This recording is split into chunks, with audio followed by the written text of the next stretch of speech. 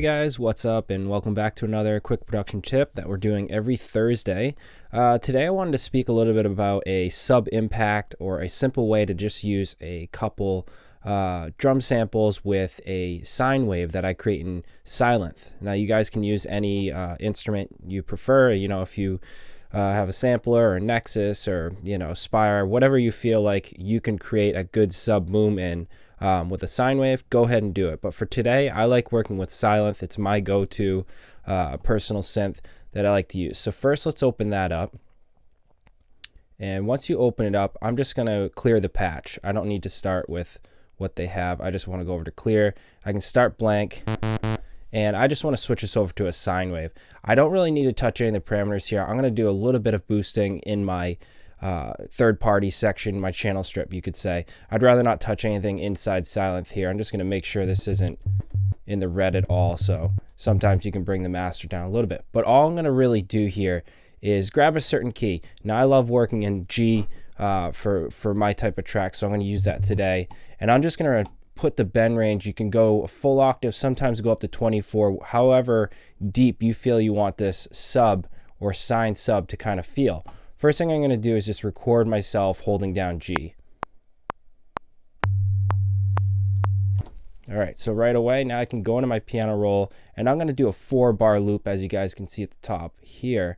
And we'll just use that for today's example, that I want to put a little bit of effects on my other instruments I'm going to use. So we're just going to make sure this is queued up. We're good on the 1. And I'm just going to pitch bend this to create that sub boom that you hear in so many different effects. Really simple, but this is a way to create it. Now there's a few other ways you can do it. If you guys have another technique, feel free to stick with it, but this is exactly how I create it. And you can hold that out. If you want to go longer, this is all going to depend in your breakdown of your track, wherever this is supposed to be working, right? So if you want it to be really extended, it's going to take 4 bars to get down. I usually like going 2 bars and then kind of automate this out with a volume tool or whatever works to kind of let it go out a little bit there, because you don't need it holding out 4 bars. So I'm going to just volume this down, and we'll do that.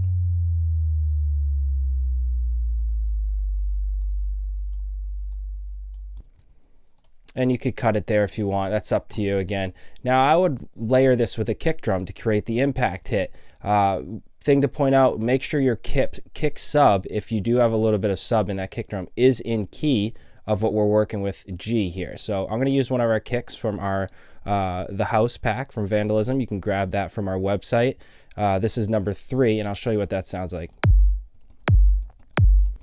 Really punchy kick. Now remember, this sine has all of the low end, right? So if your sub from this kick is super dominant, which you can see here, you might need to EQ out a little bit just so they don't clash in that 50 hertz, 80 hertz section too much. You want to try to find that sweet spot where it's not overdone.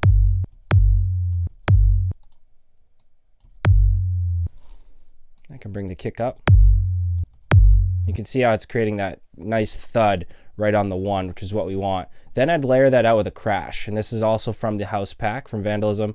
Crash number 2, if you want to check that out. Really simple. Well, what I want to apply to that crash, I want to roll that off extremely far. I don't need anything. Usually it's going to be rolled off anyways, but I just want to make sure there's no low end in that crash interfering with any of the low end elements that we have there. And I'm just going to throw on Valhalla, and I want a pretty long tail, so this can carry out about 4 bars.